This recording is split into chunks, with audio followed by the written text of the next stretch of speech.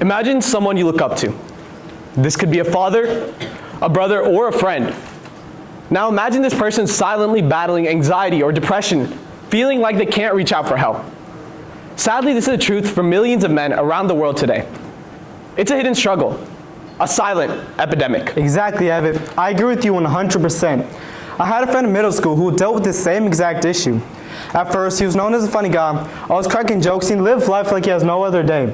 But over time, he became less social, stopped hanging out, and stopped doing the things he loved the most, which was the most important. That's what made me think that something is wrong with his mental health. I mean, guys, let's face it, we're not exactly pros at asking for help. I mean, the GPS exists solely because men refuse to admit they're lost. That's a good one, Ishan.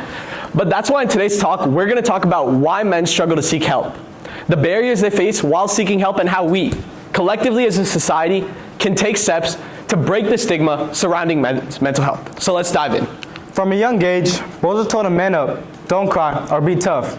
But these phrases are often said without harmful intent, instilling the belief that men must hide their emotions. It's like they expect us to be like Superman, you know? Invincible, strong, and allergic to feelings, except we don't even get a cool cape out of the deal. But the consequences are very real. According to the CDC, men's suicide rates are 3.5 times higher than the suicide rates among women.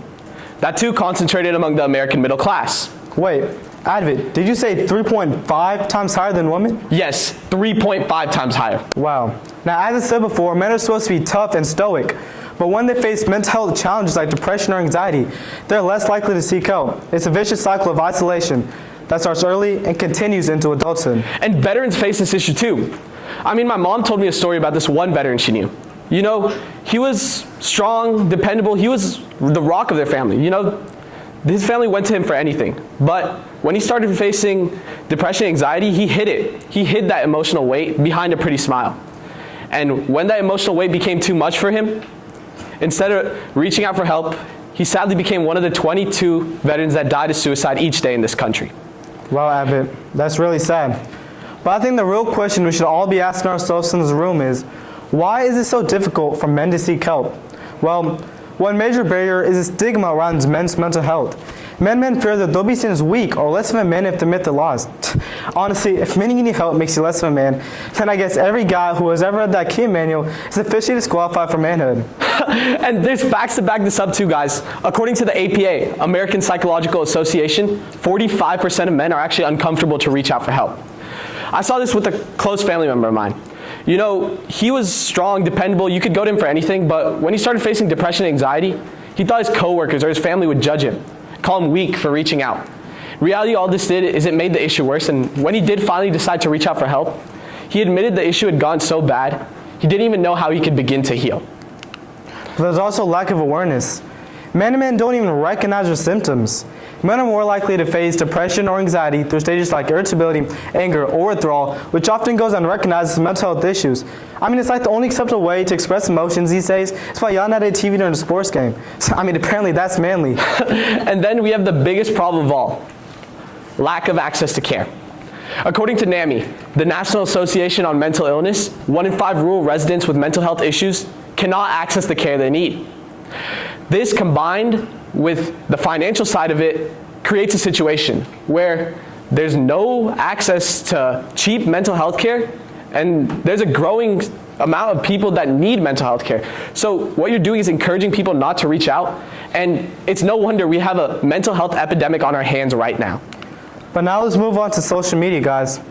Social media is like the one friend who we all must have in this room who gives great advice 1 minute and bad advice the next.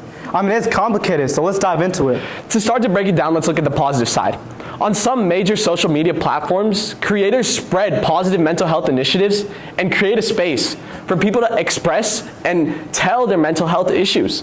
But there's a darker side too. A study from the Royal Society for Public Health found that a specific social media platform was rated the worst, leading to increased feelings of anxiety, depression, and loneliness in young men. And you can't forget about these algorithms either. They're going to try and show you what you interact with the most. So because I'm into fitness and health, they're going to bombard me with unrealistic body standards. And because Ishan's into career and motivation, to him, everyone's going to be a billionaire by the time they're 25. It's completely unrealistic. But here's an interesting stat. The same platforms that can harm mental health are also being used for good.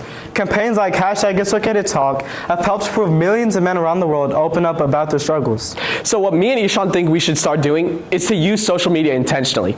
Instead of just scrolling and tapping randomly, follow creators that actually serve a purpose to your life and interact with content that builds you as a person. And the most important thing that we believe every person in this room should start right now is stop comparing your behind the scenes to somebody else's highlight reel.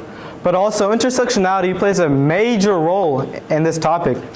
Let me sum it up for y'all. Intersectionality is basically where people from different races, culture, and socioeconomic backgrounds intersect to shape our cultural experiences.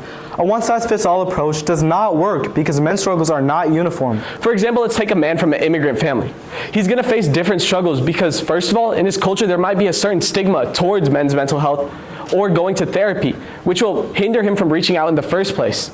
And then he's going to have additional financial pressure because he has to support so many people on such a little salary. That's a great point you made, Advait. You know, according to the APA, they found that finances are one of the top 3 factors contributing to men's mental health in America. Exactly. Off that, let's shift to the actual reflections of emotional expression onto your real-world life. According to Harvard Medical School, expressing your emotions can improve relationships, boost your immune system, and even lower stress. But it also changes the way your brain processes and works. For example, whenever the prefrontal cortex is activated, this is responsible for regulating your emotions. This will make sure you do not act out of impulsiveness and make you think about your actions. This will not make you regret things you do later on, which is a good thing. But on the other side, the amygdala is also affected, which is caused by fear and stress. This part of the brain will make sure you act out of your instincts, which is a bad thing. So what we should look at now is the reflections on your professional life. According to the University of Rochester, men who express their emotions are more likely to excel in their careers and avoid substance abuse. The University of Rochester actually found that men who express their emotions have a 20% less risk of encouraging substance abuse upon themselves. There's an easier way for me to put it. Ishan, can you grab that glass really quickly? Yeah. I can pour water in here, right? Obviously. But what happens if I pour too fast or pour too much? It's obviously going to overflow. What are you doing? Exactly. That's my point. If you don't express your emotions at the right time or in the right way, they're going to burst out the worst time. Kind of like when your Wi-Fi crashes mid-meeting or when your mom calls you down in the middle of the game. Emotional expressions like taking out the trash. I mean, you could wait as long as you can, but eventually things are going to start to stink up. So, how do we create change in today's world? Well, me and Advait believe it starts off with education. Teaching boys that showing emotion is a good thing rather than a bad thing can shift cultural norms over time. And then we have to go to accessibility. A lot is actually being done in this front right now by programs like BetterHelp and Talkspace, who are shifting therapy online, making it accessible to everybody. But what isn't being addressed is affordability. Therapy is still one of the most expensive healthcare expenses out there according to MedAmerica. So what me and Ishan think is we should start using initiatives like support groups, community programs, and peer mentorship, all to create a supportive environment for the men around us today. According to Mental Health America, workplaces that employed these initiatives actually saw improved employee productivity and improved employee work health. So I want to leave all of you in this room with this message. Our aim is to create a world where no man feels ashamed in asking for help or saying they need help. A world where fathers, brothers, and friends are there for each other, not just physically, but emotionally too. We want to leave you with this thought. Real strength isn't in hiding your emotions behind some false sense of masculinity. It's in embracing them and showing them to the world. I want everyone in this room to think about all the men that are part of your lives. As I said before, this can be your father, your brother, or even your best friend. Now, I reached out to my cousin last month, who I haven't talked to in a while. At first, I asked him simple questions like, how's your day, how's your family, how's school? But he just brushed me off saying, yeah, it's good, it's just going on. But when he answered my questions, I noticed some hesitation in his voice. The questions I have been asking him created a chain reaction with him checking in with himself more. It's a reminder that all it takes is one person asking the right question at the right time to create a big change. We believe that if everyone in this room right now, and everyone across Frisco, maybe even DFW, maybe hopefully even the entire state, if we all work together, taking steps to creating a supportive environment around the men for us, we will end up with a world where there is no stigma around men's mental health. And in the end, just remember that Even Superman had to ask Lois Lane for a little bit of help sometimes. Even superheroes need a little bit of help. Thank you. Thank you.